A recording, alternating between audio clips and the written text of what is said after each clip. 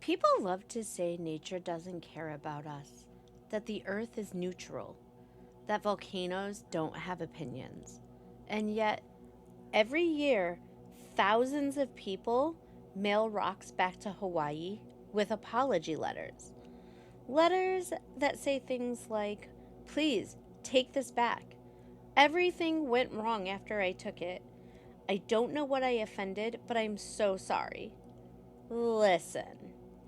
When people start mailing rocks like they're returning overdue library books, something is going on. Today's episode is paranormal ish, but it's also about respect, folklore, power, and what happens when people mistake land for a souvenir.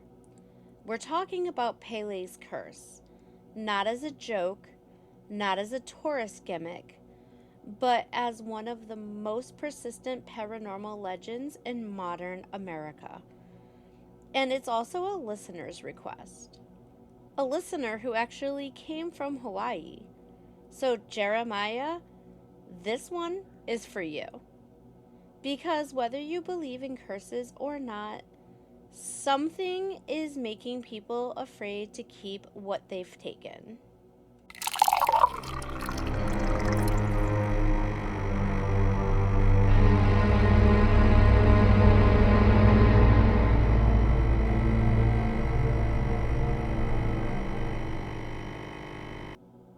Welcome back to Caffeine, Chaos, and Cuss Words, Episode 8.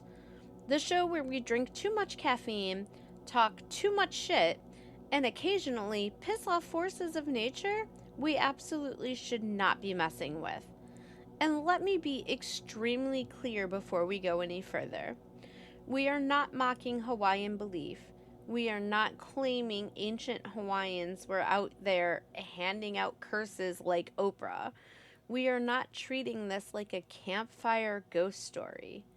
This is about modern paranormal experiences tied to an older spiritual framework and why those experiences refuse to stop happening. Pele is the Hawaiian goddess of fire, volcanoes, and creation. A force so powerful, she literally builds islands. She is destruction and renewal. She is lava and land. She is the reason Hawaii exists. In Hawaiian worldview, the land, Aina, is alive. Not metaphorically, not poetically, alive. So when people talk about Pele's curse, it's not, oh no, the volcano lady is mad at me. It's about relationship, balance. You take something that isn't yours and the balance breaks. It's not punishment, it's cause and effect. Like stealing someone's dog and then being shocked when they show up at your door, like, hey, give that back.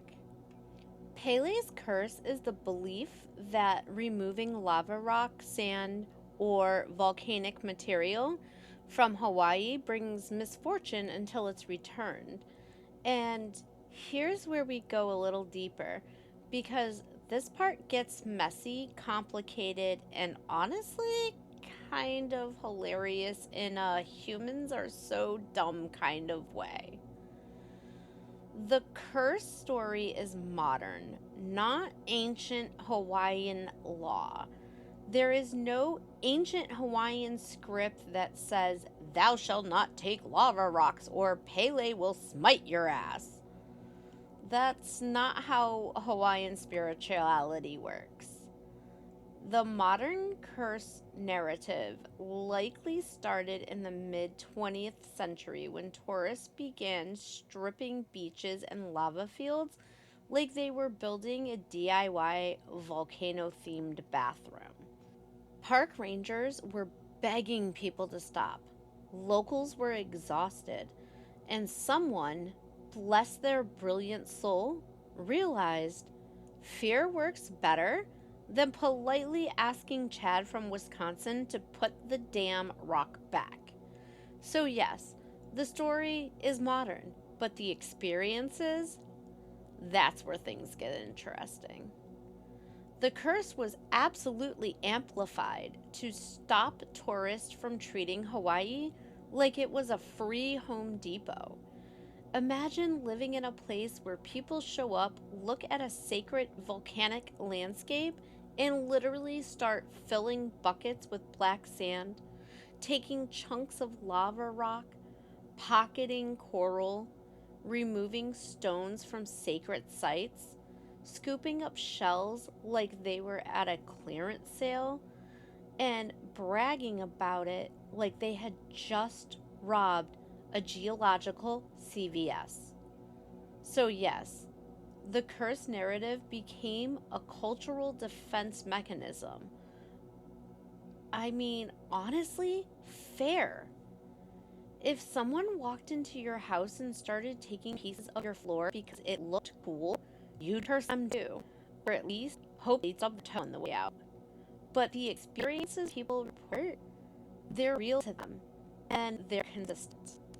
This is where the paranormal kicks in, because even though the curse story is modern, the patterns people report are shockingly similar. People who don't know each other, people who don't know the legend, people who don't believe in curses, people who don't believe in anything. And yet they all describe the same things: sudden streaks of bad luck, accidents happening in clusters, electronics glitching, nightmares involving fire or a watching presence, feeling followed or observed, objects falling or breaking, a heavy, guilty energy in the home, a woman appearing in dreams or peripheral visions, a sense of you know what you did. These aren't people who went looking for paranormal experiences. These are people who took a rock and went home to Ohio or Germany or Canada, and suddenly their life turned into a season of Final Destination Lava Edition. And the moment they mailed the rock back, the experiences stopped. Not always instantaneously, but consistently. Park rangers have said the same thing for decades. At some point, you stop calling that coincidence and start calling it a pattern. Every year, Hawaii Volcanoes National Park receives thousands of packages containing lava rocks and apology letters. Imagine being a postal worker and opening up a box like, oh, look, another cursed rock. Must be Tuesday. Some letters are calm, some are full on panic, some read like someone is confessing to a priest. People write things like, ever since I took this, nothing went right. Please put it back where it belongs. I don't know if this is real, but I'm not risking it anymore. Different cultures, different belief systems, same damn story. Take rock, life goes to shit. Mail rock back, peace restored. Pele isn't just a name in a story. People claim to see her. She appears to them as an elderly woman asking for help, a hitchhiker dressed in red, and a figure near where lava flows, warning people to leave.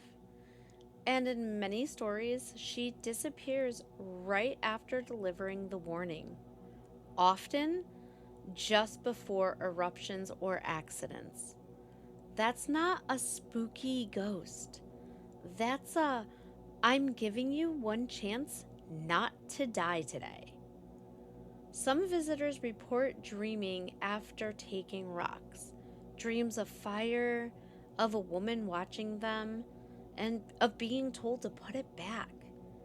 Others report footsteps in their homes, objects falling, electronics glitching, or a sense of being watched. Not malicious, just present, like someone reminding them that they've crossed a line. Skeptics suggest confirmation bias, power of suggestion, guilt, and consequence. And honestly, those explanations make sense.